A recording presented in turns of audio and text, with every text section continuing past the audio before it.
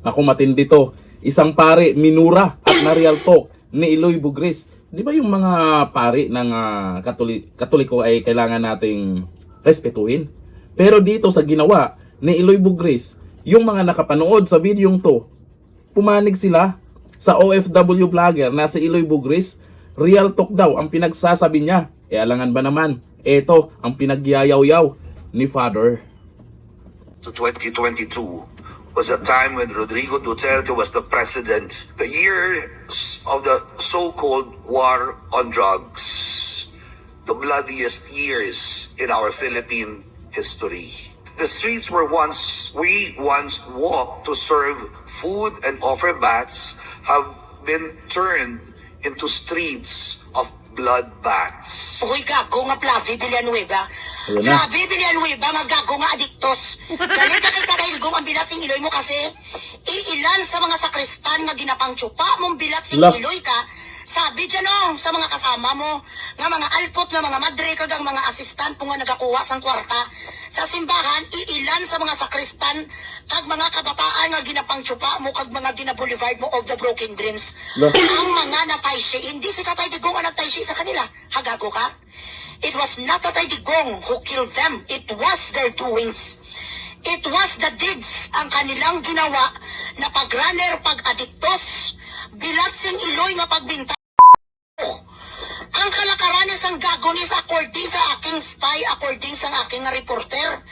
Mahilig ka mag-adapt bilat sing Iloy mo sa mga street children. 14, 15, 16, 17 years old. Inaalagaan mo daw sa kumbinto. Pwe! What is your fucking obligation? The state and the fucking church, they need to be separated. That is the universal rule of thumb. Wala ka pakialam kung paano palakarin ni Digong ang kanyang Pilipinas. Ang pakialaman mo kung paano masalbar ang mga bilat sing Iloy na kaluluwa sa mga tao nga katulad mo. You speak about Pontius Pilate nga nagpanghinaw sang kamot. You are the example of Pontius Pilate. Gago, galit na galit ka sa matanda dahil lilinis. Ang Pilipinas, what did you do? The whole time that drugs was very rampant in the Philippines.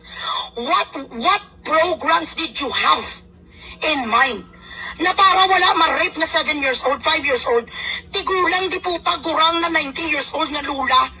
Hay na hay ang kanyang apo, gulot ang kanyang noo, kapitbahay namin sa Iloilo.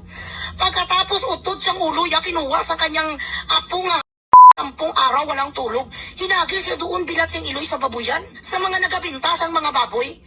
All this time that you've been oppressed, what kind of catechist did you teach the children not to be involved?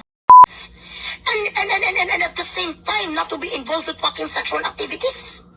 You promoted different things sa mga sakristan mo. You told them, this is according to those people who fucking knows you in and out. And even you confess straight from the horse's mouth that you were indeed a user, isn't it? And the reason why you took up being a priest, boy, is that, ano nga, para ma-cleanse ang iyong personal, ang iyong karakter. Dahil marami kang ginago, marami kang ginahasa, marami ka rin minulistya. Bago ka nagluhod-luhod kay Jesus Christ. Di puta ka, you teach about not to be judgmental. You teach about who are we to judge a person's sins. Before you try, nasitain mo ang dumi sa mukha ni Tatay Digong, kunin mo muna ang dumi sa iyong mukha. Grabe yun, Father. Totoo kaya yung sinasabi ni Eloy Bugris sa ginagawa mo sa mga kabataan? Yung tungkol naman sa pulburon ay inamin mo rin naman yan noon pa. Pero dito sa mga kabataan, nako po, mukhang matindi itong sinasabi ni Eloy Bugris. Totoo kaya yan? Ay malamang mananahimik lang si Father niyan. Sasagutin kaya niya itong mga sinasabi ni Eloy Bugris. Viral na rin ang videong yan. O ayon dito sa mga nag-comment, sabi ni Lazaro, na real talk patuloy si Father. Sabi ni Joyce Abonete Tabacon, yung pare na pabida-bida. O, na real talk, di ba? Sabi ni JC John Kokamaw, pakaulaw nga pare, Bisaya to. Pakaulaw nga pare, nakakaya ka sa Katoliko. Naku po. Sabi ni Evelyn Felcan, hindi na ako sisimba sa simbahan niya. Kadiri pala behind the scenes kung totoo man. Kung totoo man yan ha, hindi talaga maganda yung ginagawa ni Father. Kung totoo man yan, kasi yan, ayun po yan kay Eloy Bugris.